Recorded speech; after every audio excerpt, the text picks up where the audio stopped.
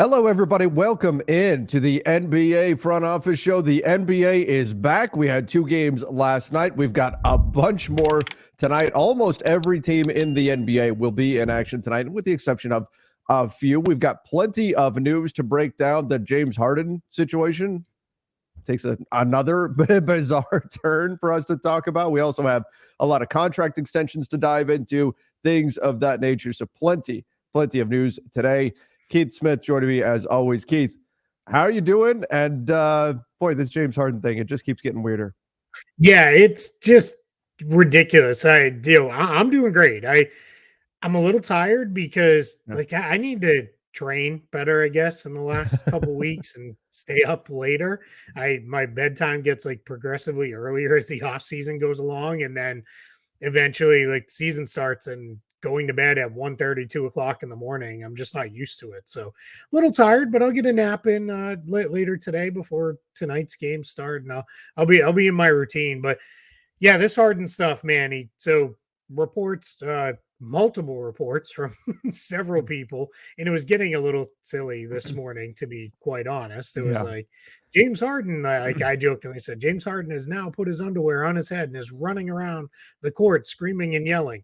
Nick Nurse continues to work on the team's sideline out of bounds. I don't get it. But anyway, he's returned to the 76ers, returned to practice today. We don't know what level he did of practicing or anything like that. But then it was he's getting dressed for practice. He's dressed and on the court with the team. It was like crazy updates. Then it was reported he was going to travel with the team to Milwaukee, but not play. Now it looks like he's not going to travel with the team, even though reportedly he wants to and was ready to. And he's going to continue to ramp up on his own at the facility.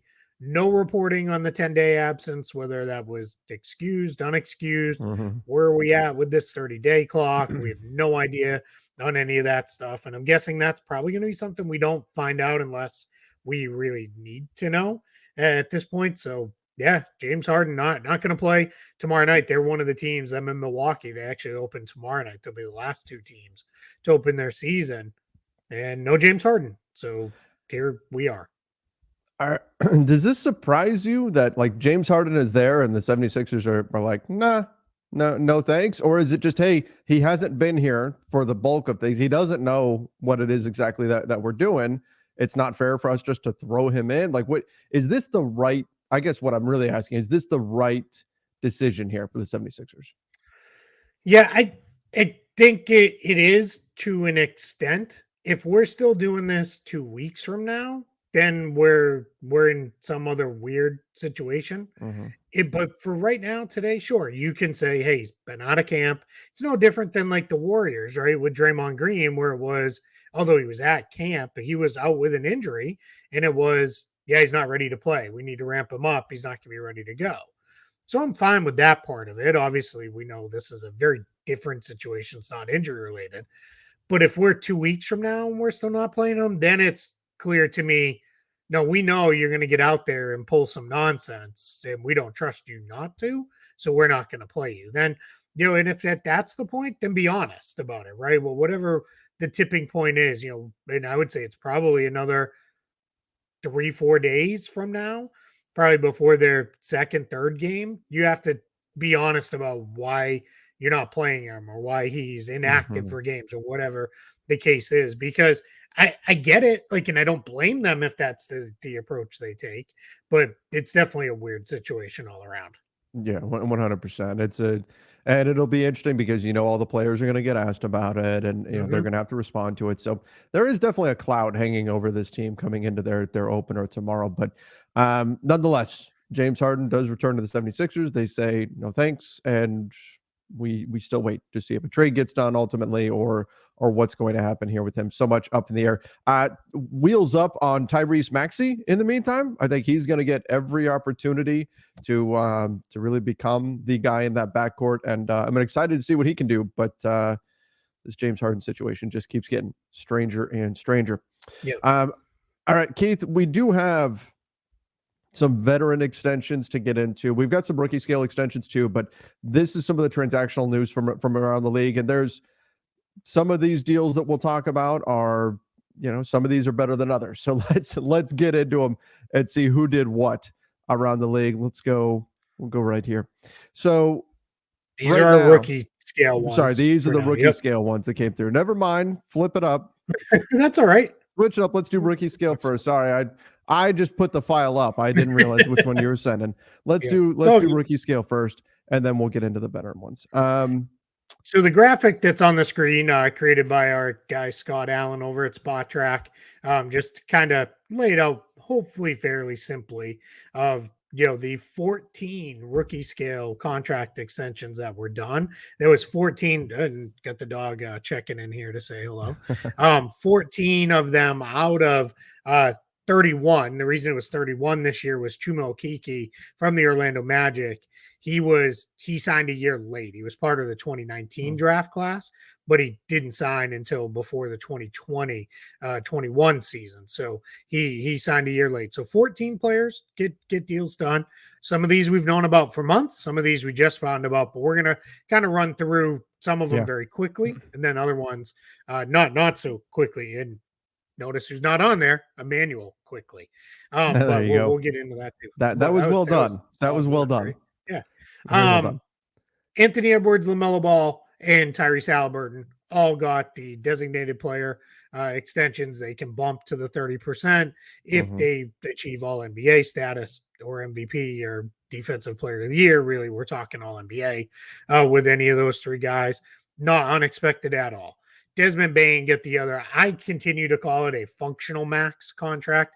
He got the max, but he just has some unlikely incentives in there for him. So we're gonna see, if he achieves those bonuses. Again, with bonuses, just as a refresher, we call them unlikely. It just means they did not happen last season. So it could be something as simple as play 80 games, or 80 is probably too much. Play 65 games, and the guy played 64 the year before. So that can be a way you can do that. So functional max for Desmond Bane, even if he's got a little bit of incentives in there. After that, the next two biggest ones, we already talked a lot about Jaden McDaniels because we broke it down when it came through live. And then the other big one was Devin Vassell, who we talked about quite a bit, and I nerded out, which thanks for everybody who appreciated that in the comments on the show. I felt very seen, and that made me feel good. Almost all the rest of these were new, minus, I believe, Isaiah Stewart's. That happened in July. We talked about that when we were in Las Vegas. That actually happened while we were in studio. That did. That's right. The Blue Wire studio. And then Peyton Pritchard's was done a couple weeks ago.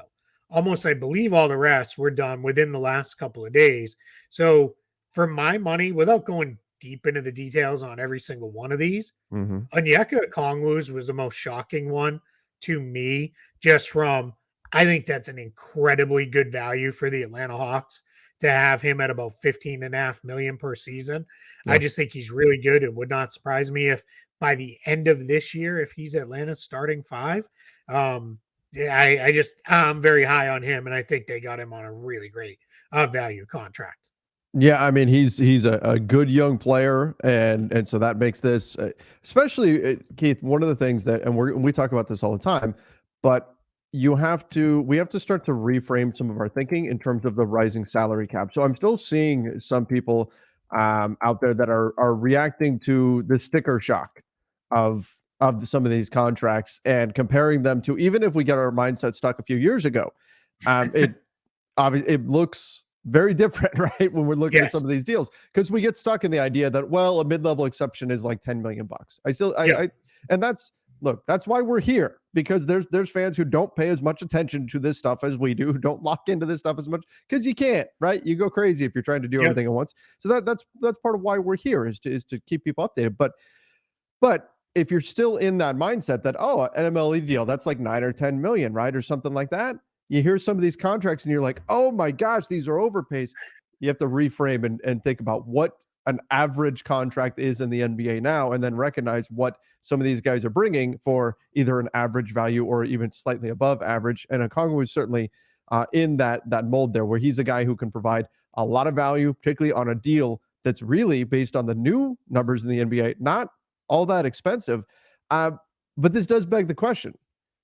Are you suggesting that they are going to move on from Clint Capella, or Kongwu is simply going to take his job? It would not surprise me if he took Capella's role by the end of the year. And even if he's not starting, he could be playing like the starters minutes. He could be closing. I just think he's a better fit right now at this point in their respective careers for what Atlanta needs, especially defensively, over what Capella can be. Capella is probably transitioning into, I mean, they already split the role pretty evenly anyway. Capella may be transitioning into one of those starts and plays the first 6 to 8 minutes of each half, and then you don't really see him again. We could see things go that direction. The one thing that short circuits that a little bit, they don't really, with John Collins no longer there, none of their other guys who play at the 4 can really play the 4 and also slide over to play the 5. But I do think Okongwu, there's a good chance he does take over the closing duties by the end of the season. Maybe Capella retains just because he's the vet, he's been around, he retains starting group. But I think this extension for Okongwu, plus the fact that Atlanta has a lot of money locked up. They don't have Mhm. any singularly bad contracts, but what they do have is a lot of guys signed to 12 plus $1 million a year contracts for the next 3, 4, 5 years in some cases. And that turns into that adds up very quickly for a team that's in the middle of the pack in the East. At least, right now, we'll see if they outperform that. But that's very expensive. You can't be bumping up against the tax and be a team that's fighting through the play-in tournament. Like Mhm. it's just not you're not going to be there. So something's going to give eventually. And I think this is a sign of all right, we're going with a Kongwu. Last thing I really have on this, if you think this deal is like crazy, then you have to think like Denny Avdia's is like Oh, absolutely bonkers. ridiculously Yep. terrible because he only got $7 million more total, essentially than Avdia did. And they're both Okongwu's is slightly more than what the MLE will be. Avdia's Yeah. is going to be that's very MLE equivalent. Yep. So that's just and that's kind of a newer thing. We used to really see guys, you had to really beat the MLE amount. Otherwise, guys would say, I'll just bet on myself and I'll go out there and try to, out earn that by quite a bit. And we saw some guys say, no, that seems pretty good to me. And I think that's reading the market a little bit for some players and the like. I think that is going to be the mindset of a lot of players until we get to a situation where we see some players who are MLE level players who don't get that because of whether it's the first apron or the second apron where there's not as many teams with the MLE available to them. If we get into that kind of environment, then we may see a few more players that are eager just to take the MLE level money if it's on the table. But otherwise, yeah, I agree. I think a lot of guys are saying, well, if you give me a little bit more than this, then okay, I'll do this. Now, otherwise, I can get at least the MLE is probably my floor in the summer. So why not just, why take my floor level offer right now? I can get that next summer. Let me wait otherwise. So yeah, in the current climate, yeah, I think this is the right decision for players. It's to get a little bit more, push for a little bit more than the MLE, and for teams again a little more than the MLE as long as it's a quality player. You're going to be more than fine on that. Are there any of these? Or I guess let's put it this way: what deal do you think is the most questionable on here? Like, which one do you look at and say, I don't know if I would have done that if I was the front office in terms of paying that much money, or are there any? None are such an egregious overpay where I'm like, holy cow, what in the world were you doing? Mm-hmm. I do think the Avdia one's a little questionable to me. Where's that team going? Right, they have a lot of combo forward perimeter based guys on that team, and I just did you need to do this? Because now you have Kuzma signed long term. Now you have Avdia signed long term. You have Bilal Koulibaly, who looks like the real deal. It's only preseason, I get it, but he looks like he's really going to be a player. But where are we going with this? But it's not like a contract where like they didn't give him 20 plus million where I'm like, oh my lord, like Mm-hmm. what happened here? Like this is just it seems a little bit of an overpay. The Zeke Najee one is just kind of weird, but Yeah. it's $8 million average annual value. Like that's fine. Like it doesn't, matter. And I think what you're seeing with Denver and Boston, especially maybe Minnesota, we'll see, is a read of the market of, all right, we can't keep bleeding talent. We have to Yeah. retain some of these guys because if nothing else, we have to retain them as a trade chip down Yeah. the line because especially in Denver and Boston's case, so that'd be the Najee and the Pritchard extension. I guess to some extent Josh Green, but I think if anything, he got a little underpaid versus what I would have given him. I'm very high on Josh Green, but those guys, I think their teams are. We're going to be bumping up against the second apron, and we're down to draft picks and minimums is all we can fill out. You got to retain the guys you have, provided they've shown you some ability to play. And I Mhm. think that's where we're at with guys like Najee and Pritchard, especially. I think Green's ahead of both of them. I think he's shown more, especially last season. So that was a little interesting. And it's just again those ones all in Aaron Neesmith. I'll put in this group too all below MLE deals. That's just reframing because I think like Neesmith, Cole Anthony, guys like that, I think looked and said, Yep. well, in years past, it would have been all right if there's not going to be a cap space team for me, and there may not be. I don't know how many cap space teams we're going to really have. That's on my to do list this week is to really start breaking that down. But they might have looked at it and said, I'm not a guarantee to get the full MLE from somebody. So let me lock in now. Let me get this money now in a place where I'm comfortable, where I have a real role. And for the teams, those deals are short enough. And in the case of Anthony's, there's a team option on the third year. They can get out of them very easily if they need to. And again, if you do use cap space and you find yourself becoming a little bit more expensive than you like, those guys become trade chips and you move on that way. So I think we're just to your earlier point, a lot of this is reframing not Mhm. just the numbers, but also the strategy that teams and players are taking now. I think it's a very different world than the one we lived in this morning when we're eating our pancakes. That's a fantastic draft day reference right there. That was, and it was a very subtly slid in there. I like it. I like it. Um, so one of the things that stands out to me, and I'm curious to get your take on this in terms of, and I know we need to move on in just a moment here, but the true superstars, right? We get it in our heads that max level contracts are reserved for the top tier stars, right? That's what we see it as, and so we look at so I'll see a kind of second or third tier quote unquote star gets a max level deal, and people complain, why is he getting that money if Giannis is getting the same amount? Right. And this guy's not Giannis, or Jokic is getting the same amount, and this guy's not Jokic. Why should he be getting that same money? What the truth of that matter is that the true top tier stars are actually having their total is being artificially deflated. It's not the Yeah. third tier guys are being brought up. Is that the same effect here? Because when I see Anthony Edwards, LaMelo Ball, I see Tyrese Halliburton and Desmond Bain all getting the same number. Those guys are not all the same in terms of their impact on the game here. Is that the Anthony Edwards of the world is being on the rookie scale here is being artificially deflated? Or is that, do you think that maybe like Memphis, and I love Desmond Bain, Memphis is being a little bit over aggressive in giving Desmond Bain that money? I think it's more the first one. Mm-hmm. I think anytime you put a max contract structure in play, you're definitely going to see some guys on the top end of whatever their individual maximum is get pinned to a point where it's like, well, they just bumped up against their cap. Like, obviously, not part of this direct conversation, but we've said for years, going back to when he was with the Cavs, like way before contracts were anything near where they are now. LeBron was probably worth 50 million when the max was like 25. Mm-hmm. LeBron is, for years was probably worth 70 or 80. Stephen Curry in that group, Kevin Durant at a point was in that group. Sure. But yeah, to your point, the max is what it is, and that's how you keep everything in control and you keep it from the Cavs.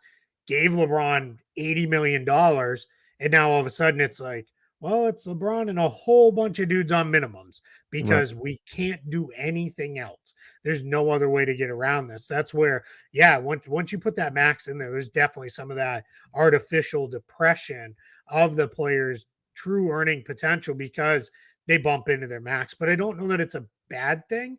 provided now in the new CBA, there's rules on the other end of you have to spend X amount of money to really lift. Even the floor has been there for years and years and years, but it was always kind of like, yeah, get over it if you can. And some Hmm. teams chose not to. Now it's, hey, we're going to take your ability to do things away and your ability to share in the revenue sharing and the tax payments and all that if you don't go over the floor. So we saw this year, everybody's over the floor, way over it now. Yeah. So as long as if you're going to depress on the top end, you have to push on the bottom, because otherwise all you're doing is pushing the money down, and all that leftover whatever up top here, where does it go? Well, for years and years, it just went into, the kind of overall fun. Now, though, you're cycling it back in as actual salary instead of after the fact payments and escrow payments and all this other Yeah. stuff. And, as much as I think the super duper smart players who are planning their life for the next 40, 50, 60 years are thinking, hey, if it goes in escrow, like we get 50% of this money anyway. Like, Yeah. I don't really care. It'll come to me eventually. But for the reality is most guys are like, if I can sign a contract now for 10 million versus 5 million, let me sign the 10 million contract today. Yeah. Yeah. Exactly. Exactly. Okay, well let's jump over to away from the rookies and let's get to the veteran extensions. And I know I just mentioned him, but Giannis, what changed, Keith? Suddenly, we heard Giannis said, "No, I'm not going to sign the extension this summer. It's going to be." I guess it was true because he didn't sign it in summer; he signed it in the fall. But it was, we're going to wait till next year. We're going to wait till next year. What happened in Milwaukee? What's different? I am guessing it was just a beautiful fall, and he was That's like, it. "Man, it's The not great cold weather. yet. I'm good. I'm happy here." Yeah, this is exactly what happened last time, Mm-hmm. right? Giannis was agitating a little bit of, "Hey, I might go. Like, maybe I'll go." We knew Miami. I mean, they, without openly saying it, because they would have gotten in trouble, which then they got in trouble anyway for other Mm-hmm. things. But they pretty much said, like, we're ready to go. We're going to give Giannis everything we possibly can. And Giannis basically said, "Hey, Milwaukee, like, if you don't do something to make us title contenders," because remember, at that point, they'd not won. Mm-hmm. Like, I don't know where my future is going to be here. So they went out, traded for Drew Holiday. Giannis said, "This is great." Signed the extension. They won a championship. What happened earlier this summer? Giannis was, "I don't know, Bucks. Like, we'll see. I don't really, want to do this right now." And X, Y, and Z. They trade for Damian Lillard. Lo and behold, weeks later, he signs the extension and stays. Giannis had referenced, it doesn't make financial sense for me. I can make more money.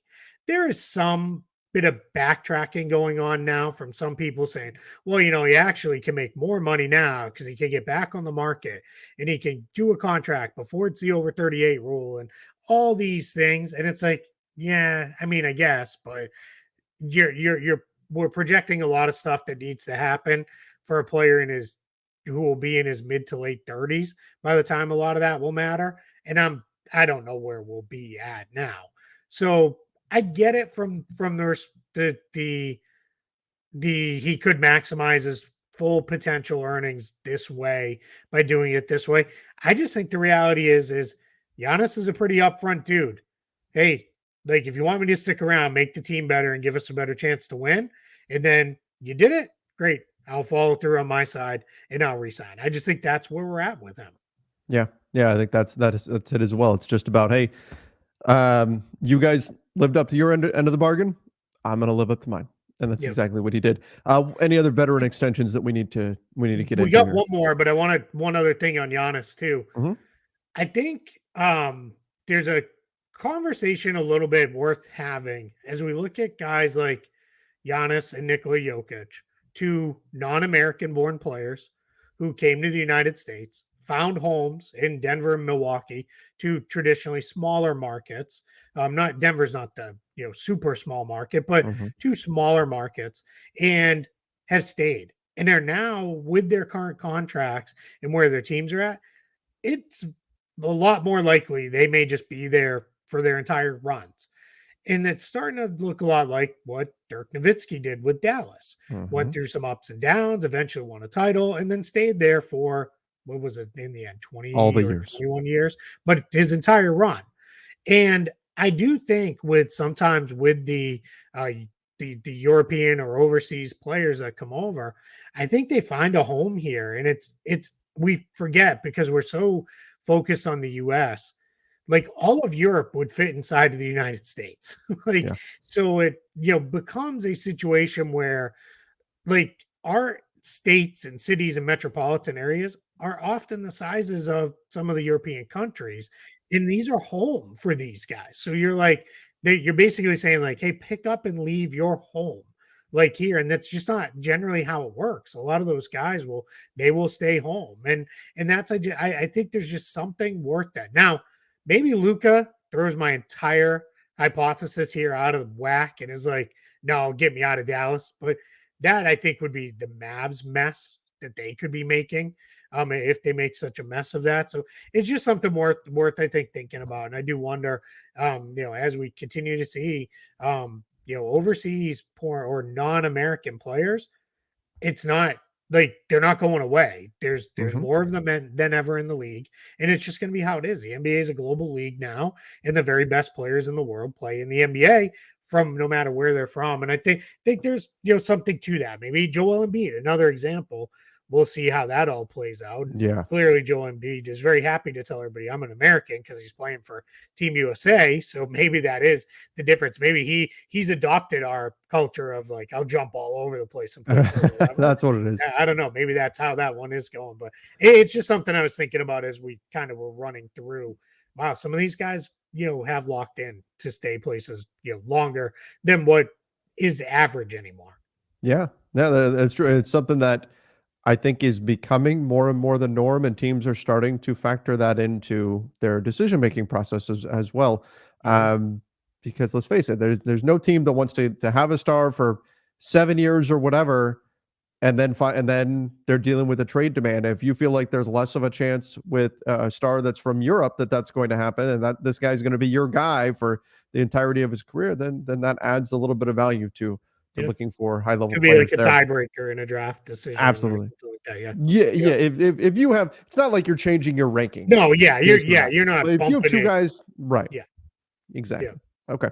What was the Oh, other veteran? I don't remember it Zach off the top of my head. Collins with the Spurs.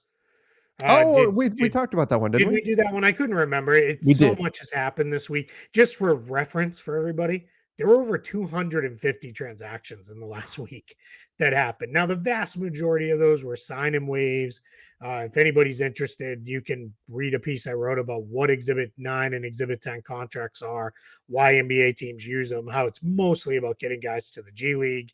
But we had over 250 total transactions, and only 14 were rookie scale and 2 veteran extensions. So yeah, the Zach Collins one, I guess we did already talk about it, but that was the other veteran extension that got done. Right. Just as a refresher for everyone, now if you have more than 1 year left on your contract, unless your second year is an option year, you are no longer extension eligible. You cannot extend the remainder of this year. If you have 1 year left and you are extension eligible, not everybody who's on a 1 year contract is extension eligible. But if you're on an expiring deal, or you can make your deal expiring with an option, you can extend all the way through June 30th at 11:59 p.m., which I always reference makes it sometimes a little confusing because it's like, wait, is this a new contract? Is this an extension?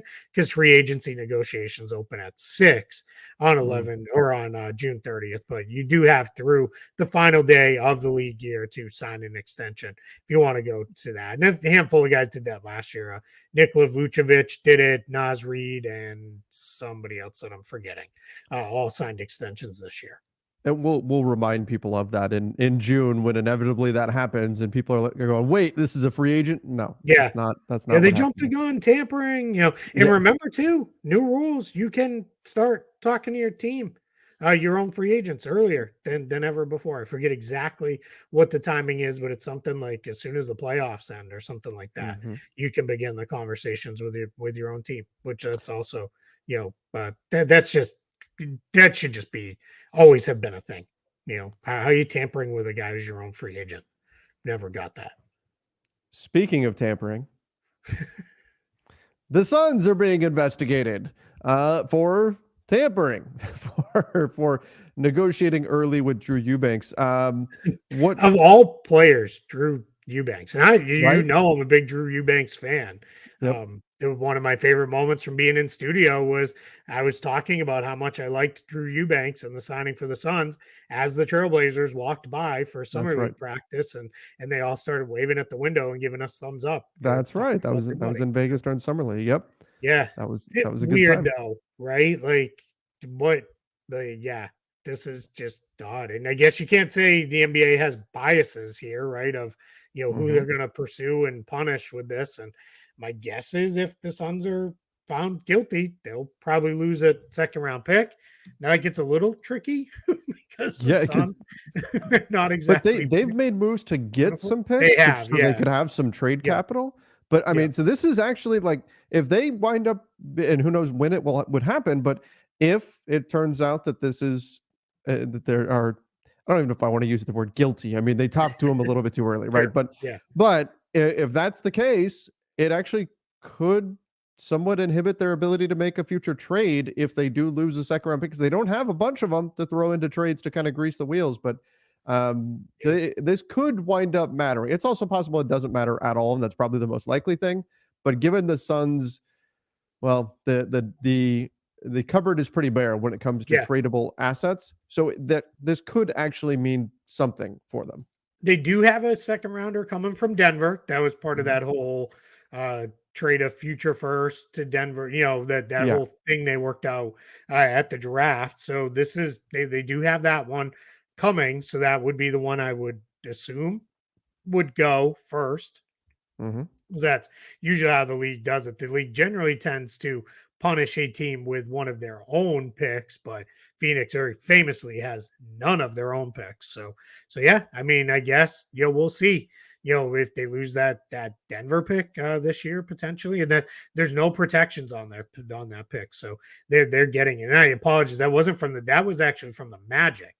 They did a deal with the Magic where they traded swap rights in the first Oh, that's round right. to get second round as it was Denver's pick via Orlando. So yeah, we'll see. But just Keith, I weird. love it. I love second round picks. By the time they're actually selected, when it's like this pick via 10 other teams, because second Yeah, round picks get passed around so much. the I think best. you can be forgiven from forgetting it was Orlando and not Denver. That these things, but they were sometimes they even wind up back with the original team Yes. and then go out again. Yep. Like it's crazy. So It's we crazy. were when we added all of the future picks owned and owed to each of our salary pages on Spot Track. We're working through it.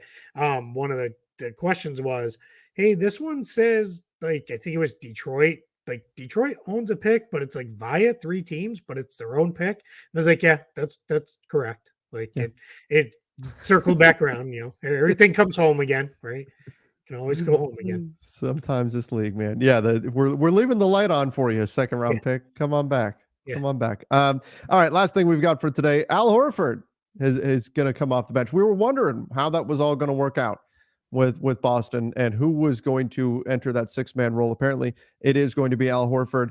Keith, you're the Celtics guy. Is this the right decision in terms of who is the one to head to the bench? I think so. I think with Al Horford, it is there's a lot of things, a lot of reasons this makes sense. One, he's the oldest member of the team and the oldest member of the starting group. I think this also ensures Kristaps Porzingis has the space he needs to operate and likely be guarded by the other team's opposing big. Hmm. Jason Tatum, we know when he's at the four, he's a matchup nightmare anywhere, but at the four, he's very few fours can guard him in the league. So that just creates that because of Horford's age, this allows the team to control his minutes even more than they were previous with him. And they're not exactly loaded with backup bigs. So this also helps solve a little bit of that. I think this is going to be a little situational where if they're playing Milwaukee, you might see Al Horford in the starting group to go against Giannis. If they're playing Philadelphia, maybe because if he's done anything well in his career, and he's done obviously lots of things well in his career. It's defend Mhm. Giannis and Embiid. Like he's just done nobody shuts those guys down, but he does as good a job as anybody does on making them work. But we know with coaches are creatures of habit. They don't like changing their starting five all the time. So my guess is this was, hey, we know he's not going to play back to backs. We know we're probably going to pretty liberally rest him at his age. So I think let's just do it. Let's put him to the bench. We'll see. It's as I've said many times with the Celtics, one of the worries for them is everybody can say all the right things in October. It's extremely easy. When you're Mhm. coming off a 3-game losing streak in January, is somebody starting to, if I was starting, this Yep. would be this way. I'm not going to say Al Horford's definitely going to do that, but outside of that, mess of a year in Philadelphia, he hasn't come off the bench meaningful times since he was in his rookie year in Atlanta. So you're talking about him doing something completely different than what he's done. But as of right now, everybody's bought in. He seems okay with it.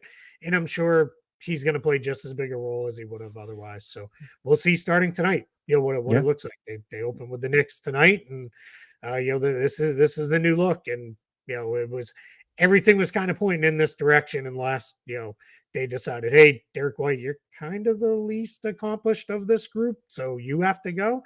But they like everything White brings them, and that White Holiday backcourt duo, like they're going to make life miserable on a lot of opposing guards this season.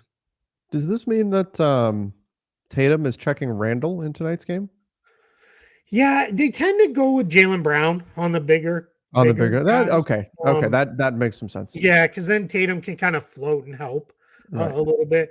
I wouldn't be surprised too if you see Porzingis maybe on Randall every once in a while, and then they just make sure get a body on Mitchell Robinson Mhm. as best you can. If there's anything I'm worried about with this Celtics group, Tatum did a much better job on the boards last year, but they need Brown to get on the boards more than he has historically. Because Porzingis he's an okay rebounder, but he's not great. Yeah. Somehow last year they were the best defensive rebounding team in the league, even though multiple times when you watch the Celtics, it was like, how? Like it felt Right. like they would get killed on the offensive boards, but they never really did. I mean, every once in a while they did because everybody does. But yeah, I mean, this is a test tonight, right? I mean, a big chunk of the Knicks' success was getting to the glass. We saw that in the postseason. So we'll see. I'm very curious, and I just think the trade off they'll still be very good defensively. I think the trade off offensively is I don't know how you guard this. Like this is Sure. just I mean, they're gonna be 5 out and like Porzingis, the big thing with him is he is a 5 out guy, but like 5 feet behind the line, 5 out, five. Yeah. Like he will space deep behind the line. So it should open up driving lanes and everything and all that. But I mean, this is all somewhat theoretical. But I will say this just for those who follow me over here, because they know I used to cover the Celtics full. I wrote a guest column for Celtics blog today because I had some thoughts and it just went up while we've been recording. And basically it's time. No more excuses. Like get it done. Like they, this team has everything they need to win a championship, and Mm. I picked them to win the championship this year. And I am, I don't want to hear any excuses at the end of the year if they don't win. Like this is, this is it. Like if you can't get it done, they already did some changes. It's time to have real serious conversation about, all right, what are we doing? Just given where the payroll is, everything with this team. Like you've tried different stuff. Get it done. You have the talent to get it done, and that's for as much as the Keith Smith challenge being gauntlet being thrown down, they clearly don't care about that. But that's where my mindset is. Yeah. That's my expectation is that they're going to win.